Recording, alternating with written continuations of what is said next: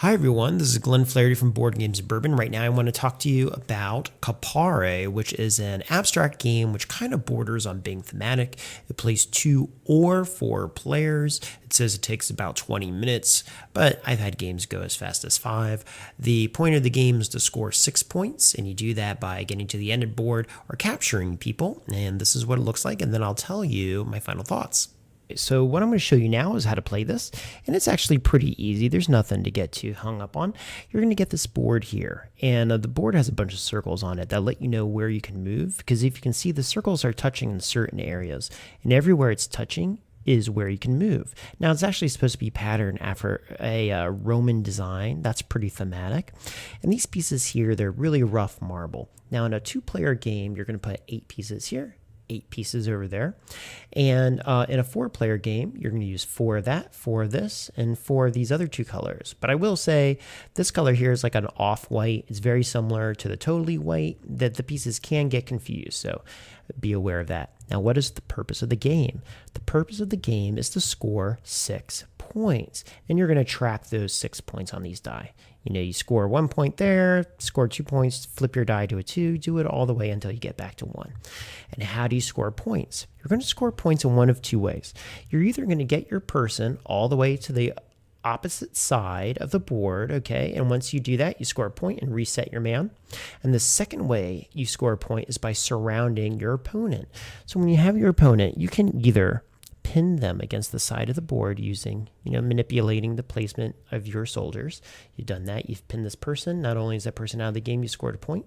Or if you pin the person in the center of the board, you want to surround them like this, okay? And once you do that, that person again is out of the board, or off the board, and you've scored your point.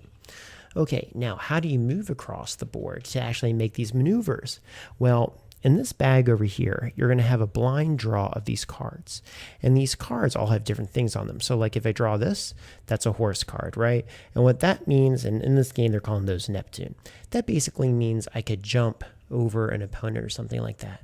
Now, if I'm starting my game, it's really not going to be too helpful to jump over anybody because I have no one adjacent. So I can actually save that card, and then it becomes the next person's turn. Or I might draw a card. Let's see what this says. It says 3 swords. And what that means is I can move 3 times. I can either move one person 3 times or 3 people once in any direction or any iteration of dividing the movements among pieces, okay? And you're just going to do that until you are victorious. Now, the cards you're going to have, I've laid out here. You're either going to have movement cards to tell you how much you can move, a Medusa that is going to make you lose your turn if you pull that. You're going to get a Vulcan shield here. This cancels your opponent's turn should you want. This here is called a Mars card, and that lets you remove an adjacent card. This is a Neptune, lets you jump once. This is a double Neptune, jump twice. This is a Minerva that lets you, essentially, if you don't like your card, pull a new one. And this is a Pluto, and it'll resurrect one of your pieces if it's off the board. That's really it. I really like that you have the tactile dice, tactile piece on the board. You have these stone-like dice to use, card play as well, blind draws. A lot of fun stuff going on in this very simple game. And that's all there is. All right, so that is how it's played. Now, the great thing about this game is that it's very easy to understand. You have a lot of different elements to interact with: card play, stones, die, things like this. It's one of the games I think is really good if you don't want to play chess, because, in chess, of course, if you're really good at chess, you're going to beat everyone and you're going to lose to that person all the time. But in this game, you kind of touch on those elements, but the card draws add just enough luck in the game where if you lose, you don't blame yourself. So it's going to, not have any hurt feelings. Now, as far as the abstract quality and the thematic quality of the game, it's wonderful having that marble. And the marble and the leather-ish looking board in the game, I think if you wanted to raise it even a hair more.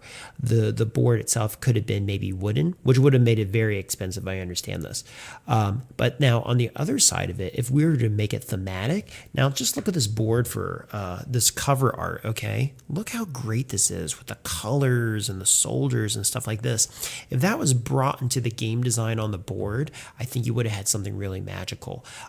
You could have, even if they weren't marble pieces, if you made them round tokens with soldiers on them, and the board you made kind of like almost like a Stratego-like board where it looks like a field you're moving through, and maybe if you brought this saturation of the purple into it, it really, really would have been cool. For what it is, it's a wonderful choice of elements, okay? Now, the instructions are very easy to understand. There's only 3 pages to the whole thing. 3 pages, 1, 2, and 3. The rest of this is all in German, saying the same thing. And you can figure out what to do on your own, okay? All right, so if you're looking for that family entry game into the abstract world, I think you'd have a good one here, and that is Capere, all right? Thanks, everyone. Check that out. Talk to you later.